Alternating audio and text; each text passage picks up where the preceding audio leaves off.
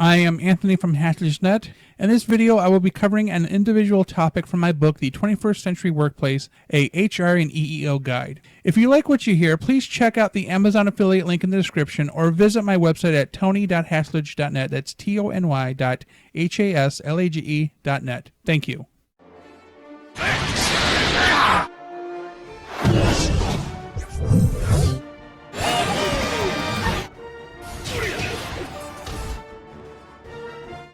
I am Anthony from Haslage, and today we're going to talk about harassment in the 21st century. Harassment of any type is a form of control. Control is any action that is used as a means to exert power over another against their permission. When people who desire control over another are rebuffed, it can sometimes lead to violence. It is no longer just men who harass women, and with the glass ceiling broken in many places, women are just as capable as exerting control over others as men are. Some of us have heard the story or two about a woman in the other department who was sexually harassed online by a male coworker and later committed suicide because she was either afraid to tell anyone or no one would help her. If it wasn't at your workplace, it was at someone else's. The problem is that in this century where the internet has anonymity, places have few options to act upon when cases of this nature occur. It is known as cyberbullying. The fact is, it is not limited to work and adults. Children also bully each other online. Like any technology, it can be used for good or evil. It just depends on the user. We venture outside the realm of sexual harassment for a moment to provide a real-world example of workplace harassment via the internet. For example, a friend of mine who had been recently hired as a social worker. Her coworker has been employed by the department for nearly 10 years. Back then, they only required a high school diploma and the ability to speak and write professionally in English. My friend has a bachelor's degree in social work from a major university and was hired to the department even before she had graduated. Almost from the start, the coworker, learning of my friend's education level, started emailing my friend, threatening correspondence, telling her to quit before something bad happened to her. This woman was clearly threatened by my friend's education. These emails continued on for weeks. My friend would come home at the end of the day and just break down and cry. She told her boss, the department manager, about the emails, but because they were not being sent via the department servers, they could not confirm who was actually sending them. In addition, the coworker denied her actions, even though the emails she sent to my friend had clearly identified her as the culprit. After discovering that this coworker had also been harassing a number of other recent hires, she was called to the department manager's office for a discussion.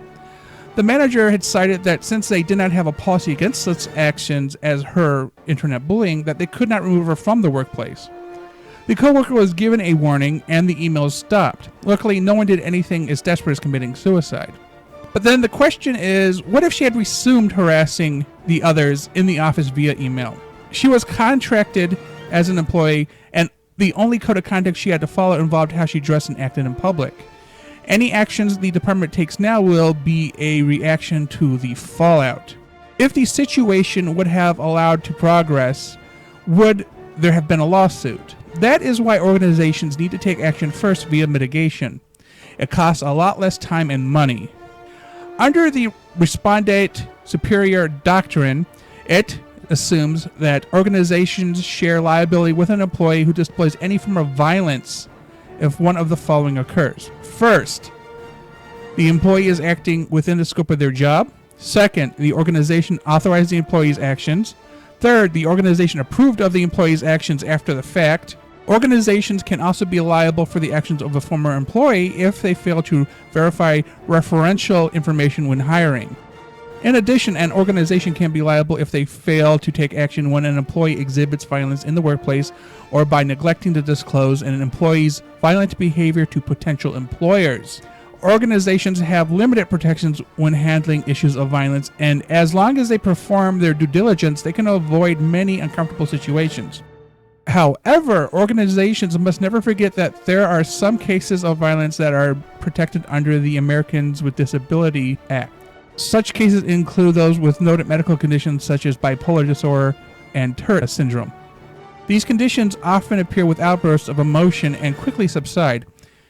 After the hiring of new employees, it may be worth the effort to privately request a heads up in any medical conditions so the organization may respond in an appropriate manner if an issue arises. If all else fails, consult a lawyer who practices EEO law. We have email, text messages, video messages, social media, and their telephone. Any of these items can be used to harass another at the workplace, and most workplaces are unprepared. We all have heard the story of a football player who sent a picture of his genitals to a woman who works in the media.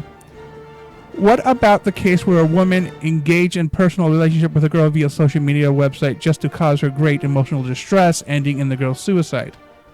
The woman posed as a boy who was interested in the girl, all because the woman's daughter was her classroom rival. The harassment does not have to be sexual in nature to be destructive. If you take the time to read the sexual harassment policy statement and follow-up sections of the book, you would come to realize two things. First, you can easily omit the word sexual and allow the rules to cover all forms of workplace harassment with a few additional tweaks. Second, organizations are often afraid to do so, but in this age of technology, they must be willing to expand their reach beyond the grounds of the organization to protect their employees. If an issue arises within the scope of business, be it during work hours or on a trip off-site, it falls within the organization's responsibility to handle the situation internally. This even includes if the employee is telecommuting. When organizations are issuing company computers and telephones to employees, they have the right to monitor and regulate their usage. In the cases where the computers and telephones are privately owned, the organization can cite a code of conduct when there is an issue of harassment between employees while off duty. Many organizations have gone as far as logging and tracking all forms of communications on company-owned devices and via their networks. Organizations should never require the ability to log or track privately owned devices, as it is a clear invasion of privacy and against the law. If it is really important, organizations should issue company-owned devices. Also, organizations should not take sides in issues of harassment outside of the workplace if it does not involve company-owned devices.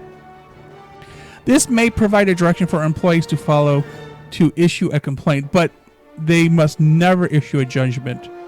This is a case of treating everyone as innocent until the justice system can prove them guilty.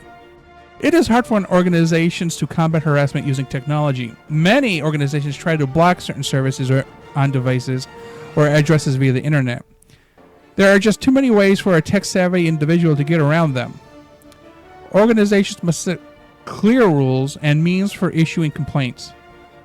What is provided in the book is just a beginning.